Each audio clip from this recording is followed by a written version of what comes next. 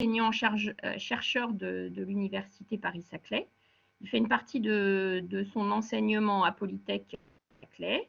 Il est responsable de la 5e année par apprentissage dans le département matériaux. Il fait ça au laboratoire de physique des solides, tout près de notre école. Aujourd'hui, il va vous présenter non pas ses activités de recherche au laboratoire de physique des solides, mais ses deuxième activité scientifique, parce qu'en fait, il a deux casquettes. Et ses activités scientifiques sont en relation avec l'astronomie.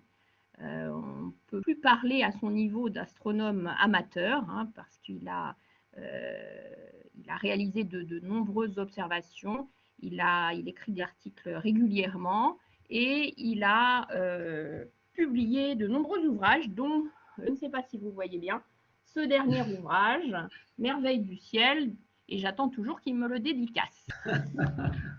Moi, je l'ai acheté, je vous conseille son achat, il est très beau. Aujourd'hui, donc, il va nous présenter ses activités en liaison avec l'astronomie. Escapade dans le ciel étoilé. Je te laisse, Emmanuel. Merci Pascal pour cette agréable présentation. Voilà, j'espère que vous avez tous l'image de présentation en plein écran.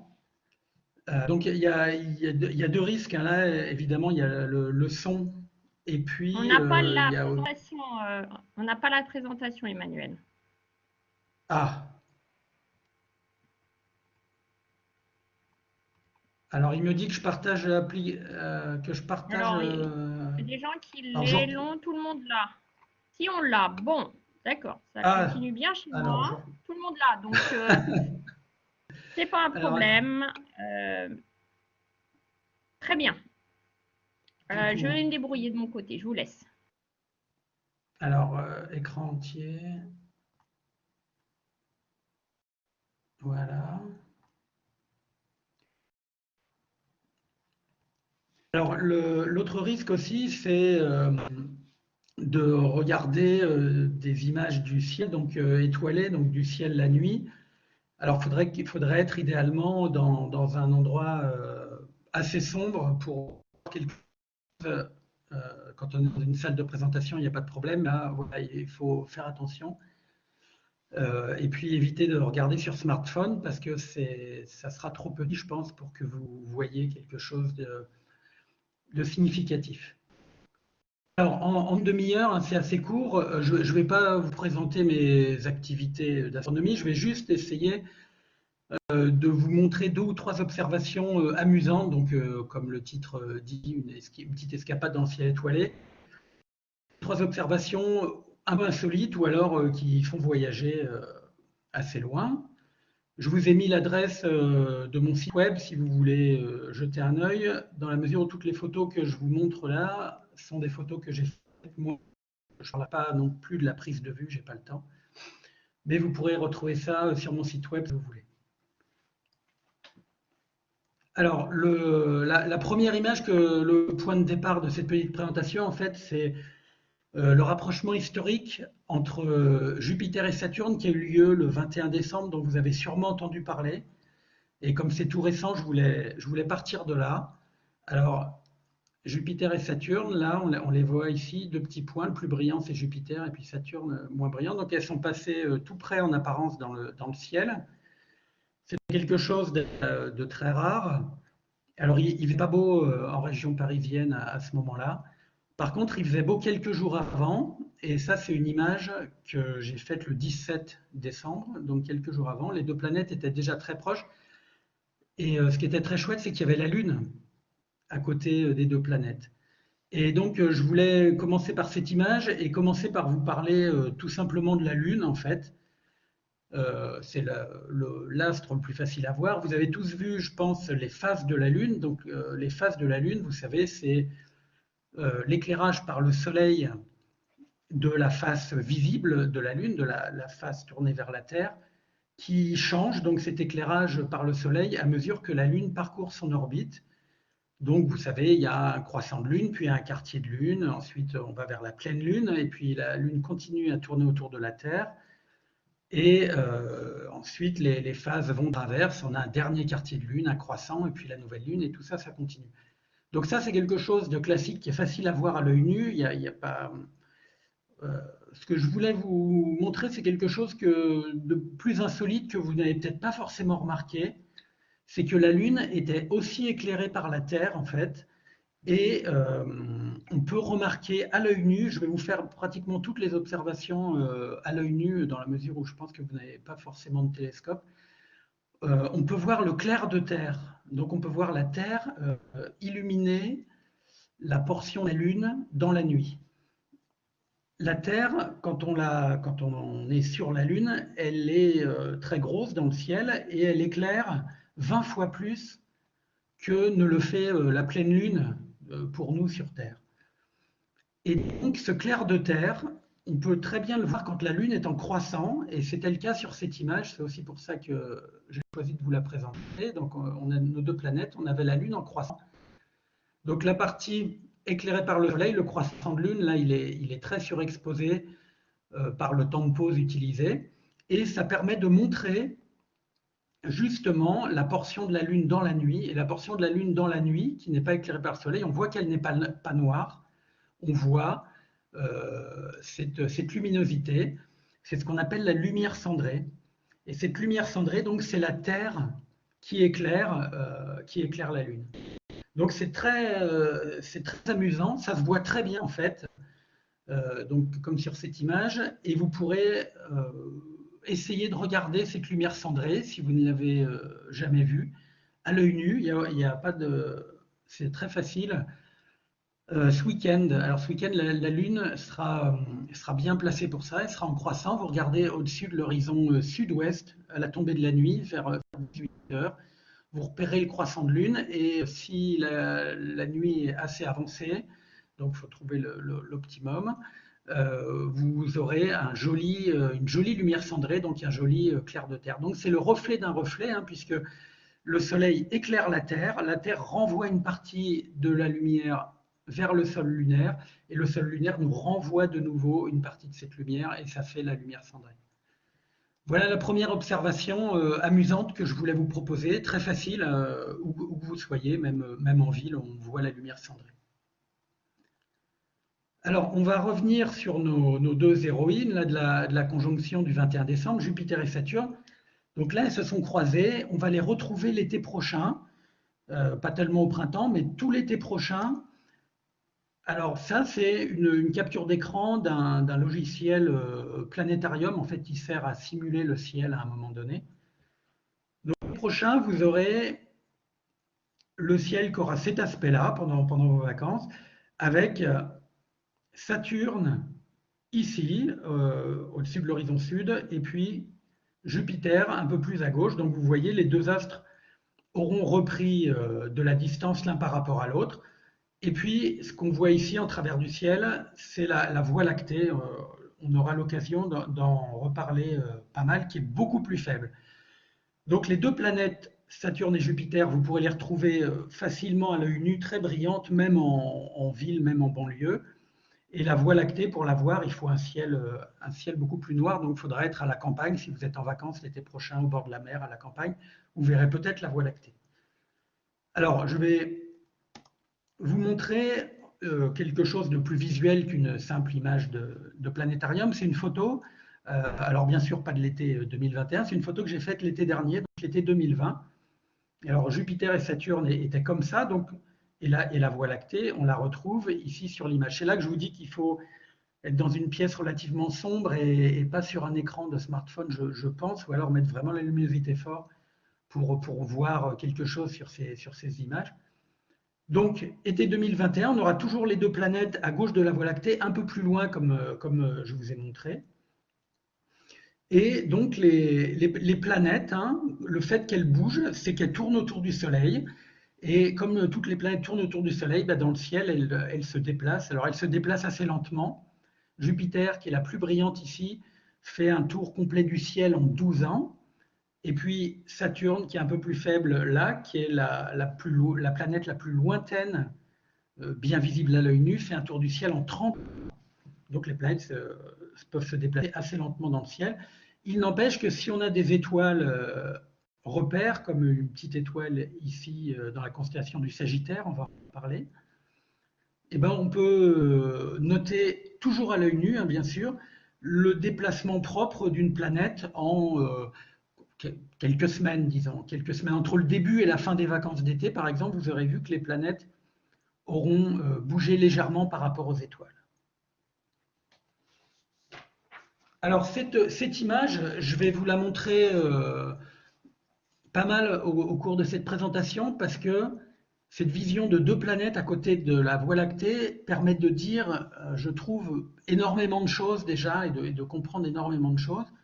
Alors la Voie lactée, je ne sais pas si vous savez, hein, la Voie lactée c'est notre galaxie, donc c'est notre ville d'étoiles. Une galaxie, c'est une galaxie comme la nôtre, c'est 200 milliards d'étoiles.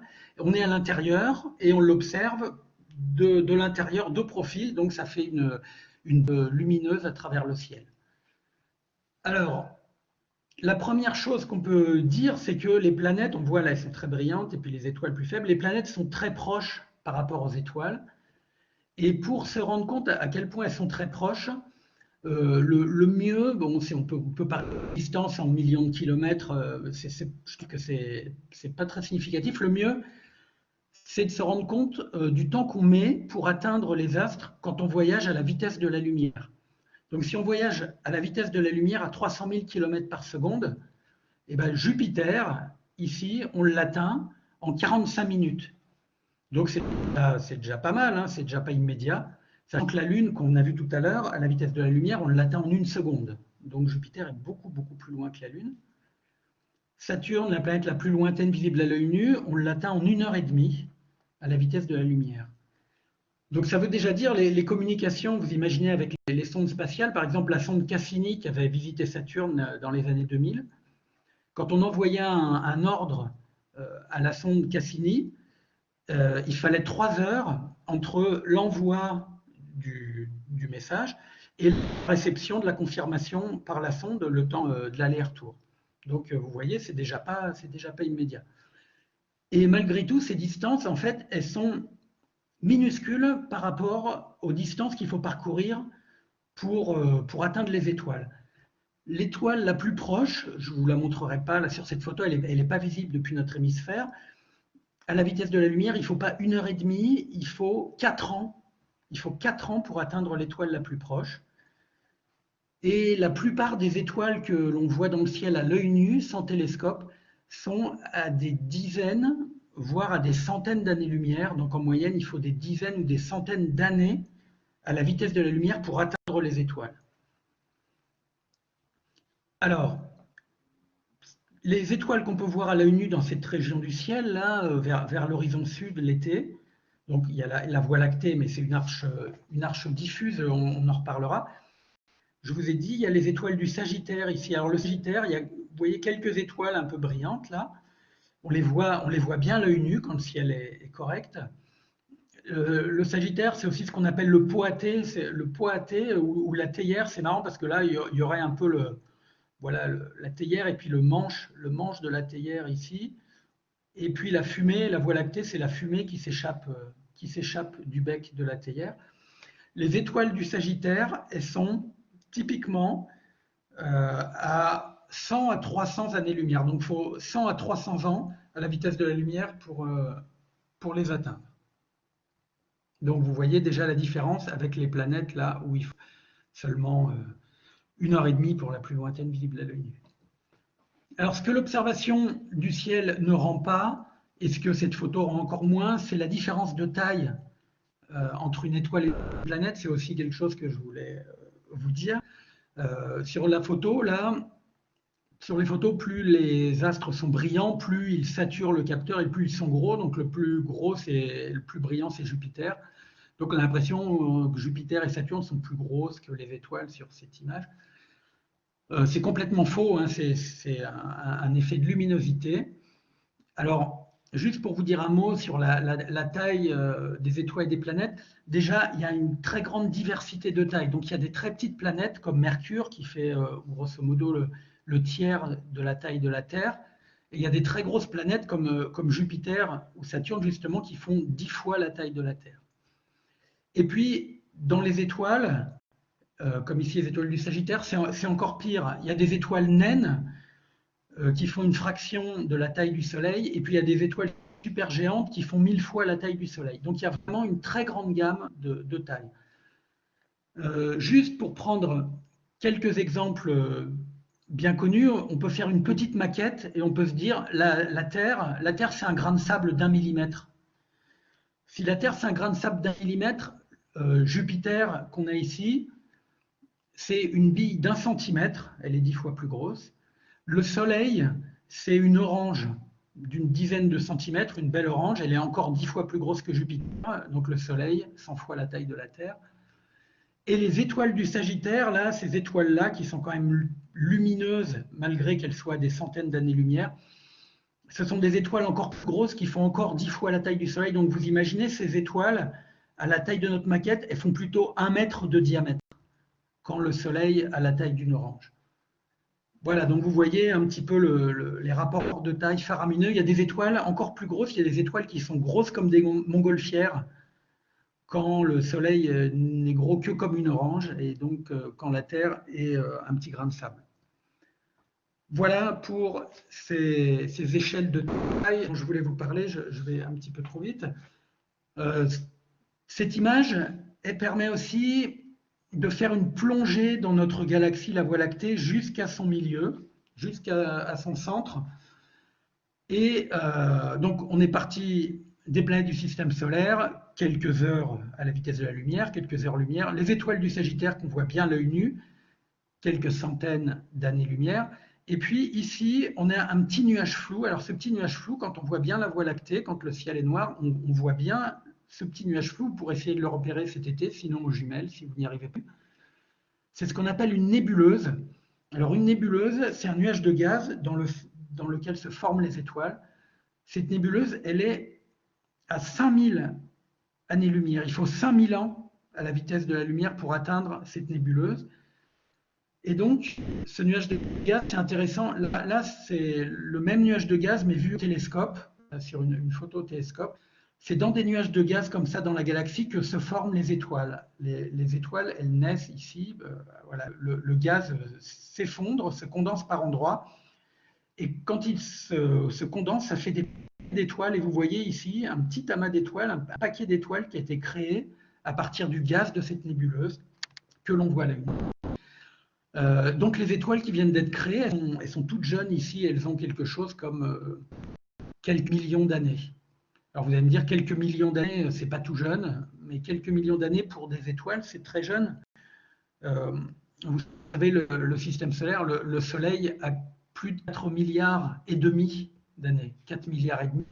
Donc quelque chose comme 1000 fois plus vieux que les étoiles qui se sont formées ici dans cette belle nébuleuse que l'on voit à l'œil nu, et donc qui est à 5000 années-lumière de nous. Alors on va continuer à s'enfoncer encore plus dans notre galaxie. Après cette petite nébuleuse qu'on peut voir à l'œil nu, on va regarder au-dessus. On voit un petit nuage ici, un petit nuage d'étoiles. Alors à l'œil nu, on voit juste un petit nuage flou. Il faut des jumelles ou un télescope pour voir les étoiles. Cette petite région visible à l'œil nu, je peux vous montrer, si on regarde au télescope, c'est ce nuage d'étoiles-là, donc vous voyez énormément d'étoiles. Cette concentration d'étoiles, elle est à 13 000 années-lumière, donc presque 3 fois plus loin que la nébuleuse qu'on a vue jusqu'avant. 13 000 années-lumière, on voit encore à l'œil nu. On est déjà à la moitié, quand on regarde cette concentration d'étoiles, on a déjà parcouru la moitié de la distance entre le Soleil et le centre de la galaxie. Le centre de notre galaxie est à 26 000 années-lumière de la Terre, et là, on regarde déjà à 13 000 années-lumière à la moitié. à l'œil nu. Donc vous voyez, on est en train de s'enfoncer de plus en plus loin vers le centre de la galaxie, et tout ça, on peut le faire sans télescope, donc c'est assez rigolo quand on connaît les distances. Alors, ensuite, pour atteindre le centre de la galaxie, en fait, vous allez voir, le centre de la galaxie, on ne le voit pas, il est caché par de la poussière, on va en reparler. Ce qu'on voit, c'est cette zone de la Voie lactée ici, qui est à peu près circulaire, avec notamment une région brillante, un peu jaunâtre ici. Alors à l'œil nu, on ne voit pas les couleurs, mais on voit bien cette zone brillante de la Voie lactée. Cette zone de la Voie lactée, c'est ce qu'on appelle le bulbe de la Voie lactée, c'est ce qui est autour du centre. Et donc quand on regarde cette portion de la Voie lactée, on regarde en fait, des centaines de millions d'étoiles, des centaines de millions d'étoiles autour du centre de la Voie lactée qui sont trop loin pour être résolues à l'œil nu et qui s'amoncellent autour du cœur de la galaxie. Et donc, ce bulbe de la galaxie, lui, il est à peu près à 26 000 années-lumière. Donc là, quand on regarde cette zone de la Voie lactée ici, cette région brillante, on regarde pratiquement au niveau du centre, au niveau du cœur de notre galaxie, toujours à l'œil nu. Alors le cœur de la galaxie, le centre, il est quelque part ici au bout de la flèche. J'espère que vous voyez la flèche. Donc on s'attendra à quelque chose de très lumineux. On voit strictement rien du tout. Et même si on regarde au télescope, avec un puissant télescope, ce qu'on fait, c'est qu'on se rend compte que ce que je vous disais, c'est que ces nuages de la Voie lactée, en fait, ce sont un amoncellement incroyable d'étoiles. On commence à voir un petit peu ces fourmillements d'étoiles. Mais le centre de la Voie lactée, il est toujours caché là, dans cette zone. Il est invisible à cause de la poussière. Donc la poussière, en fait, il y a plein de poussière dans les galaxies. Et la poussière, c'est des petits grains de silice qui sont rejetés par les étoiles quand elles meurent. Donc les étoiles, c'est du gaz et ça forme des éléments de plus en plus lourds. Et les grosses étoiles vont former tous les éléments lourds jusqu'au fer, vont rejeter ces éléments dans l'espace en explosant. Et donc, au fil des générations d'étoiles, en fait, il y a de plus en plus de poussière qui obscurcit la Voie lactée. Donc, si on vivait dans les premiers temps de la Voie lactée, eh ben, on verrait beaucoup mieux le centre parce qu'il n'y aurait pas autant de poussière. En même temps, s'il n'y avait pas de poussière et qu'il n'y avait pas de silicium, il n'y aurait pas non plus de terre, puisque la terre est formée à partir de ces grains de poussière. Voilà, donc tout ça pour vous dire qu'on a plongé jusqu'au centre de la galaxie et qu'on ne peut pas voir ce dernier parce que la poussière le cache. Et s'il n'y avait pas de poussière, le centre de la galaxie, en fait, il serait très très brillant, il resplendirait comme une étoile très très lumineuse qui brillerait comme la Lune à peu près. Et au milieu de ce centre brillant, vous avez sûrement entendu qu'il y a un trou noir. Donc un trou noir très, très massif, très petit, à peu près gros comme le système solaire, mais très massif, qui fait 4 millions de fois la masse du Soleil. Et on en a parlé l'automne dernier avec le dernier prix Nobel de physique, qui a récompensé les gens qui ont prédit l'existence de ce trou noir et observé indirectement ce trou noir par des mouvements très rapides d'étoiles autour, par exemple. Alors, donc voilà, la dernière chose que je voulais vous montrer après cette plongée à l'œil nu dans la Voie lactée, c'est quelque chose d'assez amusant, d'assez insolite, on n'y pense pas toujours, c'est que on peut voir l'inclinaison de notre système solaire par rapport à notre galaxie. Pour ça, il faut tracer une ligne imaginaire qui passe par les deux planètes, en l'occurrence Saturne et Jupiter. Donc vous pourrez le faire l'été prochain. Vous verrez, donc Jupiter sera parti, comme on a vu sur le logiciel Stellarium tout à l'heure. Jupiter sera parti plus loin à gauche de la Voie lactée, avec son mouvement autour du Soleil. Saturne, qui bouge moins vite, se sera déplacé beaucoup moins. Donc on aura toujours nos deux planètes et on peut tracer une ligne imaginaire passant par ces deux planètes. Cette ligne, ça représente l'écliptique. Donc vous avez sûrement entendu parler. L'écliptique, c'est la projection dans le ciel du plan du système solaire. Les planètes, elles tournent à peu près à plat autour du Soleil, elles tournent dans un plan. C'est ce qu'on appelle le plan du système solaire, l'écliptique. donc, on peut matérialiser cette écliptique quand il y a deux planètes en traçant une ligne droite par ces planètes. Pour matérialiser le plan de la Voie lactée, eh ben c'est facile. Comme on voit la Voie lactée, comme on voit notre galaxie de profil, eh ben le plan de notre galaxie, c'est simplement la direction de cette écharpe lumineuse qu'on voit à l'œil nu dans le ciel. Et vous voyez, je trouve que c'est assez amusant, qu'en fait, notre système solaire, il tourne complètement de travers dans notre galaxie. Il n'est pas du tout posé à plat dans notre galaxie. Notre galaxie, c'est un grand disque plat d'étoiles. Il est dans cette direction-là. Et le plan de notre système solaire, il est au contraire, sur l'image ici, presque à plat.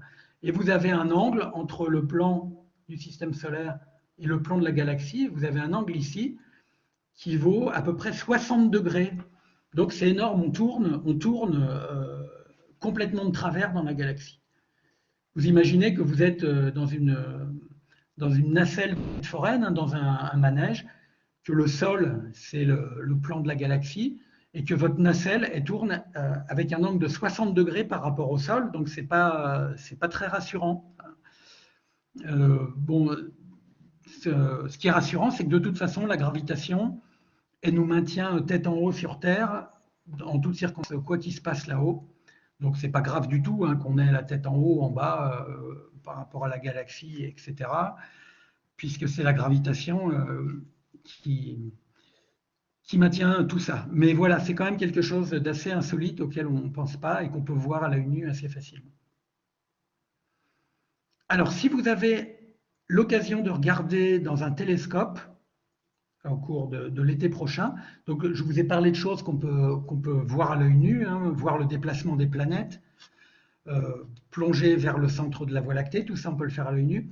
Si vous avez l'occasion de regarder un télescope, ce qu'il faut que vous demandiez, c'est à pointer Jupiter et Saturne. Donc Jupiter dans un télescope, c'est très joli, on voit le disque. Alors je vous ai mis deux images, une image en haut plutôt, ce qu'on voit dans un petit télescope. Donc on voit tout de suite les bandes nuageuses de Jupiter.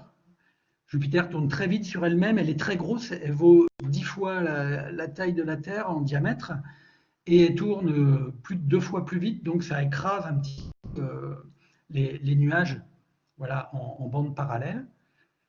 Et dans une petite lunette, on voit très bien ça. Et puis on voit 4 petits points dans le plan de rotation de Jupiter, qui sont les 4 satellites galiléens de Jupiter.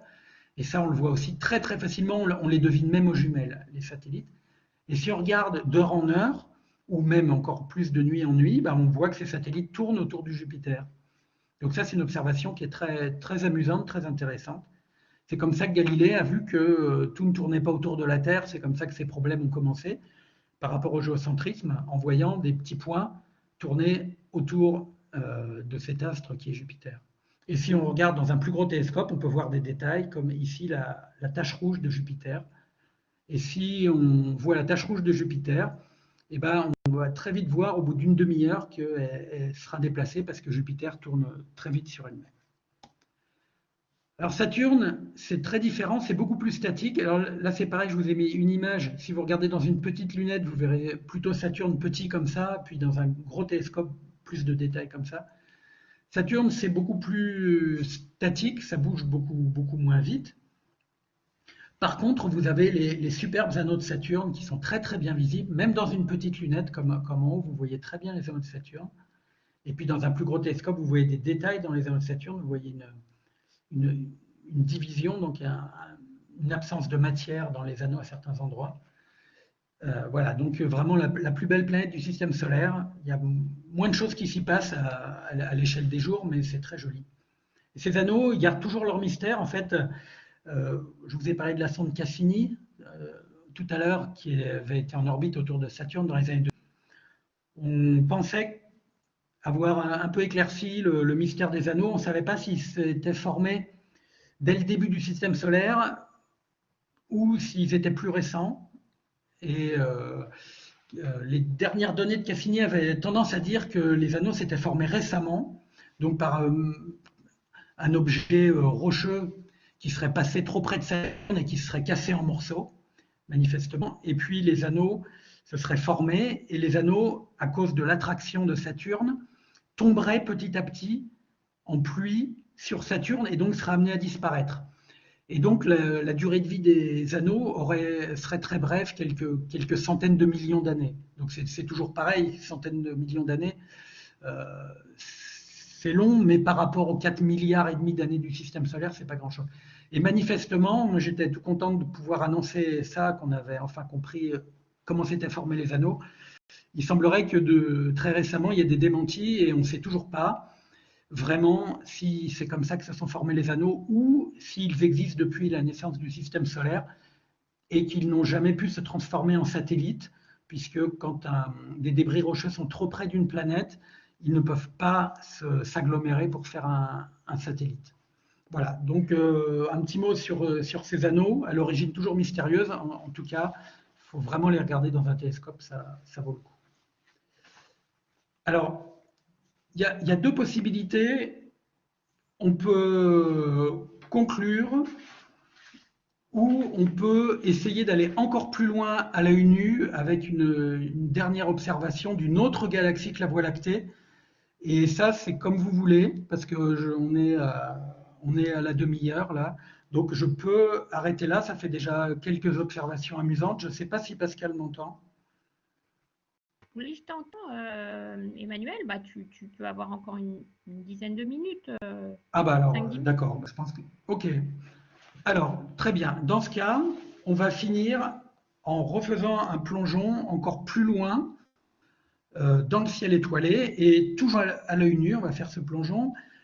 Ce que je vous ai mis, c'est l'aspect du ciel en ce moment. Vous pouvez faire ça dès ce week-end. C'est comme l'observation de la lumière cendrée de la Lune. Vous n'êtes pas obligé d'attendre l'été prochain. Voilà le ciel que vous avez en ce moment le soir. Donc le soir, quand vous regardez vers le sud, très haut au-dessus de votre tête, vous avez un point brillant orangé. Ce point brillant orangé, c'est la planète Mars, qui était très belle l'automne dernier et là maintenant qui s'éloigne. Au-dessus de la planète Mars, vous avez deux petites étoiles, c'est la petite constellation du Bélier. Et au-dessus de cette zone, vous avez ici un arc de 3 étoiles et vous pouvez regarder et repérer un carré d'étoiles. Une fois donc vous partez de Mars, vous remontez, vous avez un arc d'étoiles, un carré. Ça, c'est ce qu'on appelle le carré de Pégase. Il est très bien visible à l'œil nu. Et donc, en haut à gauche du carré de Pégase, vous repérez cet arc d'étoiles, c'est la constellation d'Andromède. Quand vous avez repéré cette constellation d'Andromède, si vous vous perdez, vous repartez de Mars, très brillante, orangée, vous recommencez. Vous avez au milieu ici de la constellation d'Andromède, vous remontez à l'œil nu, vous devez voir une petite étoile plus faible. Et puis, si votre ciel est bien assez sombre, donc c'est une observation qu'il vaut mieux faire assez loin de Paris, s'éloigner un petit peu. Si vous êtes sur le plateau de Saclay, c'est une observation qu'il faut faire aux jumelles pour que ça marche. Mais si vous êtes à la campagne, à l'œil nu, ça marchera très bien. Donc voilà, je vous repasse en vision réelle, si je peux dire. Vous connaissez sur cette image, alors c'est pas une image du soir, hein, enfin, j'ai pas fait d'image du soir en ce moment, mais vous reconnaissez le carré de Pégase dont je vous ai parlé, l'arc d'étoiles de la constellation d'Andromède, l'étoile du milieu de la constellation Andromède, et à l'œil nu, sous un bon ciel, ou à la campagne, ou aux jumelles sur le plateau de Saclay, vous allez voir une petite tache floue au-dessus de cette constellation Andromède. Et cette petite tache floue, c'est une galaxie, c'est la galaxie Andromède.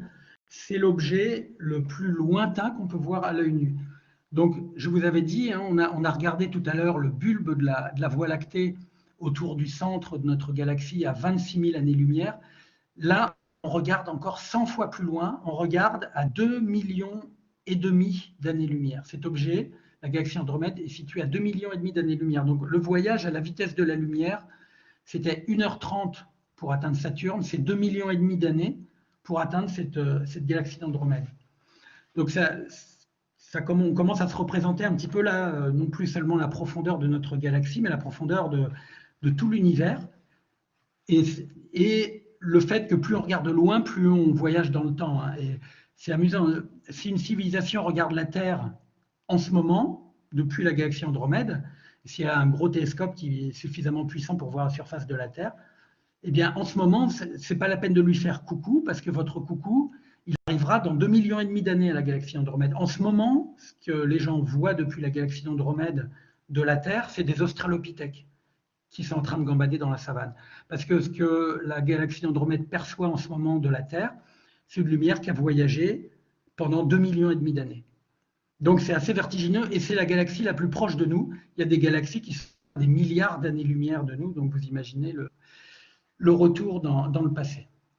Voilà, donc quand vous levez les yeux vers cette galaxie, vous pouvez toujours faire ce coucou et vous dire que votre bonjour arrivera à la galaxie Andromède dans 2,5 millions d'années. Et je finis avec une note. Alors voilà, je voulais vous montrer juste la galaxie Andromède, qui est une très belle galaxie, donc comme on voit dans un télescope ici. Donc vous voyez, nous, la Voie lactée, donc on est dans une galaxie comme ça, le Soleil, il est dans une galaxie comme ça, à l'intérieur d'une galaxie comme ça, dans les bras. Et donc vous comprenez peut-être l'observation de la Voie lactée qu'on a dans le ciel. On est à l'intérieur d'un disque comme ça, donc le disque fait le tour du ciel, ça fait une bande lumineuse à travers le ciel. Et quand on regarde en direction du centre, eh ben, on voit le bulbe de notre galaxie, comme on a vu tout à l'heure. Donc c'est une galaxie qui est semblable à la nôtre, donc ça tombe bien pour une telle observation. Le futur, la petite note futuriste finale, le futur de notre galaxie est très lié à la galaxie d'Andromède, puisque la galaxie Andromède, en fait, elle fonce sur nous. Alors, vous avez entendu parler de l'expansion de l'univers, que les galaxies s'éloignent les unes des autres. C'est totalement vrai à l'échelle de l'univers, mais localement, dans les amas de galaxies, les galaxies sont très fortement liées par la gravitation, et localement, les galaxies peuvent se télescoper, c'est même fréquent en fait. Et c'est ce qui va arriver donc dans notre amas de galaxies, c'est ce qu'on appelle le groupe local. Il y a une bonne cinquantaine de galaxies et il y en a deux grosses, c'est notre galaxie, la Voie lactée, et la galaxie d'Andromède. Et les grosses galaxies, elles sont tellement en interaction que même s'il y a 2,5 millions d'années-lumière entre les deux, eh ben, la gravitation les fait s'attirer l'une vers l'autre. Et la galaxie Andromède est en train de foncer vers nous. Donc là, l'animation que je vous montre, ça, ce n'est pas des photos que j'ai faites pour le coup, c'est un montage d'images. Donc actuellement, la galaxie Andromède, petite dans le ciel, et notre Voie lactée. Dans 1 ou 2 milliards d'années, la galaxie Andromède, on va la voir beaucoup plus grosse. Et puis dans 4 milliards d'années, alors 4 milliards d'années, ça laisse le temps, il n'y a pas de problème. Voilà ce qui va se passer. Donc, deux galaxies vont se télescoper, elles vont complètement se déformer. Ça va être assez spectaculaire. C'est totalement inoffensif pour les étoiles parce que les distances entre les étoiles dans les galaxies sont tellement grandes qu'il n'y a aucun risque de collision entre deux étoiles. Au pire, les étoiles vont avoir leur orbite modifiée autour du centre de la galaxie, mais ça n'a aucune importance sur la vie, par exemple, de planètes en orbite autour de ces étoiles. Ça n'aura pas d'importance. Par contre, ça va être très joli. Et les deux galaxies, la galaxie Andromède et la nôtre, vont fusionner et il va en résulter une galaxie beaucoup plus grosse qui sera ce qu'on appelle une galaxie elliptique et qui va être très très brillante dans le ciel. Donc l'avenir de notre Voie lactée dans 4 milliards d'années, c'est ça, c'est une galaxie plus grosse de la fusion avec la galaxie Andromède. Donc tout ça, c'est à méditer quand vous regarderez à l'œil nu cette petite tache inoffensive de la galaxie d'Andromède et vous pourrez penser à notre futur et méditer tout ça. Et bien voilà, donc là, j'ai totalement fini cette petite escapade. Je voulais vous parler un petit peu de distance, un petit peu de taille, voilà, regarder des choses à l'œil nu et donc prendre deux ou trois exemples d'observations possibles pour vous faire un petit panorama de choses un petit peu insolites à faire. Voilà, bah, je vous laisse méditer sur tout ça et je vous remercie beaucoup de votre attention et je peux répondre à vos questions si Merci vous en avez. Emmanuel. On a Dans d'ores la et déjà mesure une de question de Corinne. Corinne, je te laisse la parole.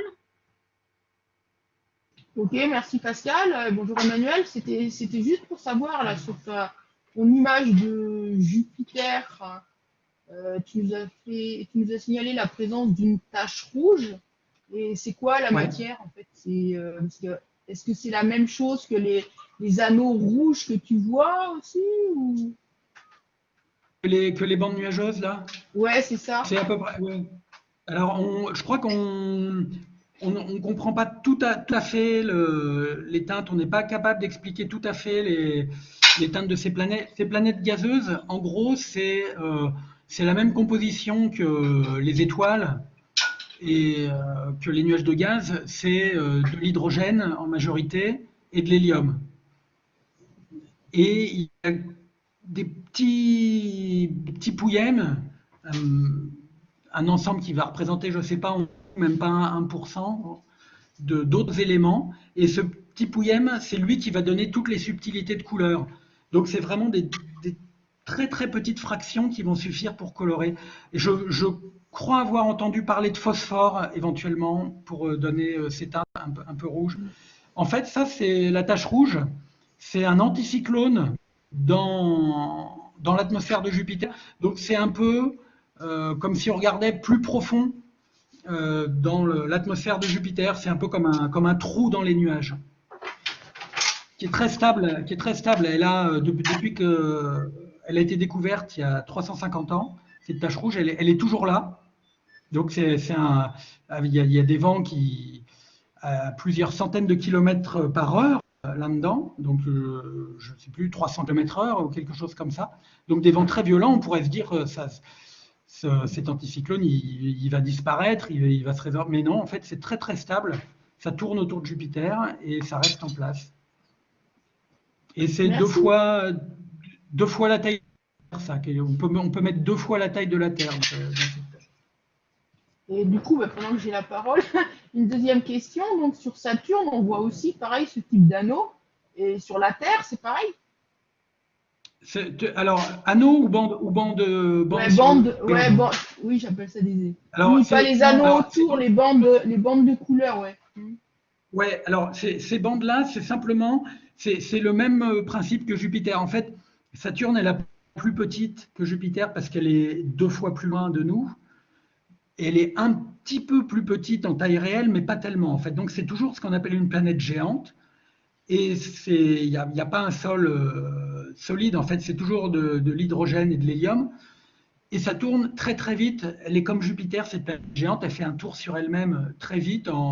C'est 10 heures hein, l'ordre de grandeur pour faire un tour. Donc, vu la distance à parcourir en si peu de temps, en fait, la rotation, la force centrifuge écrase les structures atmosphériques.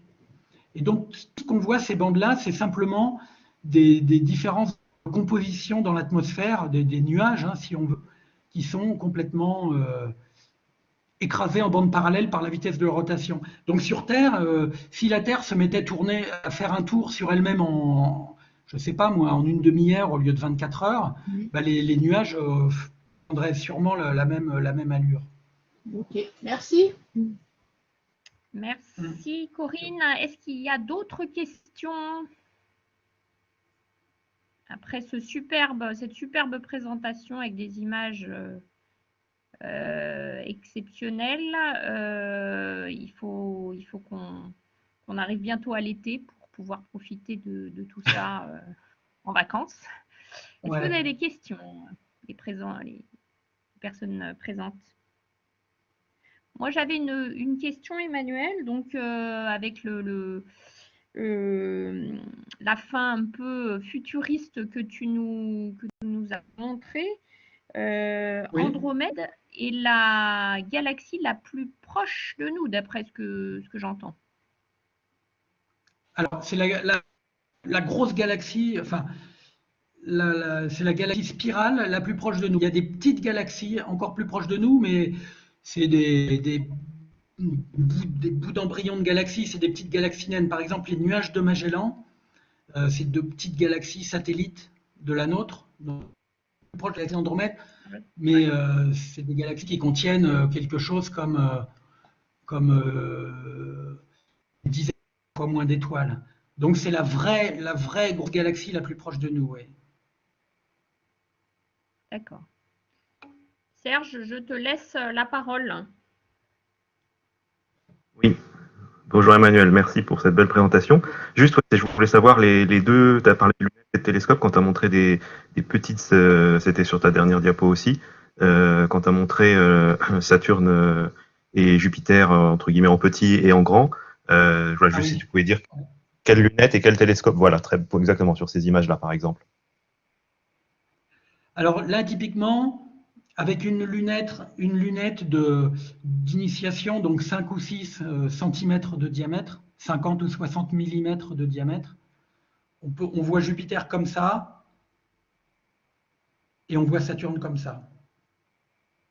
Après, pour voir Saturne comme en bas et Jupiter comme en bas, il faut quelque chose, je dirais, là c'est vraiment très détaillé, il faut quelque chose de 5 fois plus gros, donc un télescope avec un miroir plutôt de 25 centimètres de diamètre. Voilà, donc une petite lunette d'initiation de 50 millimètres pour voir Jupiter et Saturne comme en haut, avec la monture, 150 €. Et pour voir comme en bas, c'est plutôt un facteur 10 sur le prix, je dirais. Ok, Ça répond à ta merci. question. Ouais, tout à fait, merci. Ok. Merci. Je crois qu'il y a encore une question de Corinne. Oui, Oui. Emmanuel, tu nous as présenté là, une image avec un super ciel étoilé. Et, il y en avait une autre aussi, on voyait un lac. Où est-ce que tu prends, où tu Ah, peux voir ce genre de paysage alors, alors ça, je vais te la montrer. En fait, c'est pas un lac, c'est la Loire. Ah, d'accord. C'est la Loire du côté d'Orléans. Ok. C'est là où habitent mes Ouais, peu parents. importe. C'est pas très loin de la.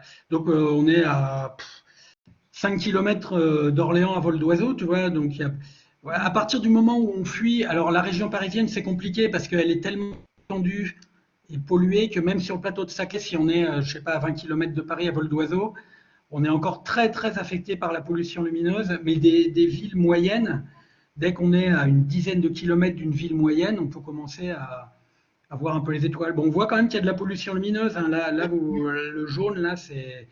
Alors, je ne sais pas quelle ville il y a à l'est là d'Orléans. Mais on voit les petits nuages brillants. Là, c'est les tours de refroidissement d'une centrale d'Ampierre-en-Burly qui est à 80 km à vol d'oiseau, un truc comme ça. Donc ça, c'est la Loire, donc qui était très calme en été. Ok, merci. Est-ce que nous avons d'autres questions? N'hésitez pas.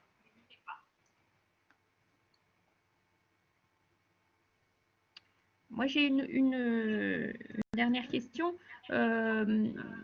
Est-ce qu'il est possible de faire des observations enfin, même en étant amateur sur des télescopes un peu plus, enfin tout à fait costauds qui sont au Chili ou dans des endroits un petit peu stratégiques et qui ont été construits par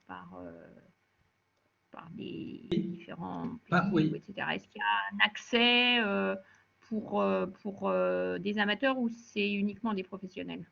Non, alors, on n'a pas accès en tant qu'amateur aux télescopes professionnels qui sont au Chili, mais on a accès en tant qu'amateur à des télescopes très puissants, dédiés aux amateurs, installés au Chili. Par exemple, on a accès à des télescopes d'1 mètre de diamètre, donc pour des amateurs, c'est énorme. Le seul souci, c'est le coût. Donc, alors déjà, on peut pas mettre. Alors, soit on voyage pour aller là-bas, ce qui est quand même assez compliqué, soit on fait des photos à distance à travers Internet, et l'heure d'utilisation est quand même, enfin, de mon point de vue, assez élitiste. Je sais pas, en gros, faut compter quelque chose comme 150 ou 200 € de l'heure d'observation. Ah oui, Donc, si on d'accord. veut faire une, Ouais. une photo du ciel, il faut quand même souvent quelques heures de pause. Donc, la photo va vite pouvoir coûter 500 ou 1000 €. Et tout est fait à distance. Alors, moi, voilà, on appuie sur quelques boutons et on a sa photo. Donc il n'y a pas non plus le contact avec le ciel qu'on a en levant les yeux vers les étoiles. Mais on peut le faire, hein, effectivement, c'est possible. Ouais. Et tu peux rappeler pourquoi le Chili particulièrement? Ah, il y a Ce que d'autres je veux endroits. dire, c'est Le pourquoi il y a Chili, tant de, ouais, il y a tant ouais. d'intérêt à regarder à partir du Chili. Alors, je pense que déjà, il y a la place avec la cordillère des Andes qui s'étend sur des centaines de kilomètres sans pollution lumineuse. Il y a le nombre de nuits claires.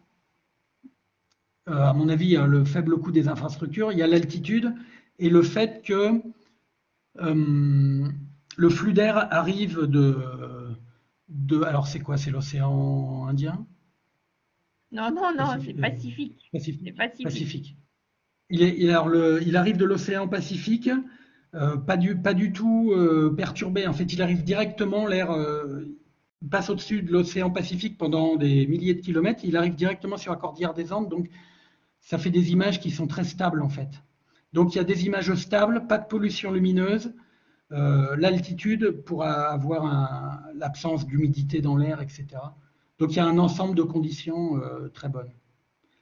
Voilà, ça justifie pour les professionnels qui ont des télescopes de 8 ou 10 mètres de diamètre. Pour des amateurs, franchement, quand on observe le ciel, déjà, je ne sais pas, moi, dans les Alpes du Sud, par exemple, franchement, c'est déjà magnifique. Hein. Donc, il vaut mieux monter en altitude, quoi. Il vaut mieux monter en altitude pour faire des observations, pour gagner effectivement, pour avoir un ciel moins diffusant. En fait, plus on va en altitude, moins on a d'humidité dans l'air. Et donc, moins la lumière des étoiles est absorbée par l'atmosphère. Ça, c'est le premier truc. Et en plus, souvent, les masses d'air les plus instables, les plus turbulentes, sont à basse altitude. Donc, plus on monte en altitude, en général, plus on a de la chance de rencontrer une masse d'air stable au-dessus de sa tête et donc d'avoir des images nettes. Donc, dans les Pyrénées, par exemple, en France, dans les Pyrénées, il y a d'excellents ciels. Du Midi et de Bigorre, il y a d'excellents ciels. Dans les Alpes du Sud aussi, il y a très très bons ciels. Ou dans le Massif central quand il fait beau. Merci Emmanuel. Voilà. Avec Je plaisir. pense que nous n'avons pas d'autres questions. Y a-t-il d'autres questions? Pas de questions.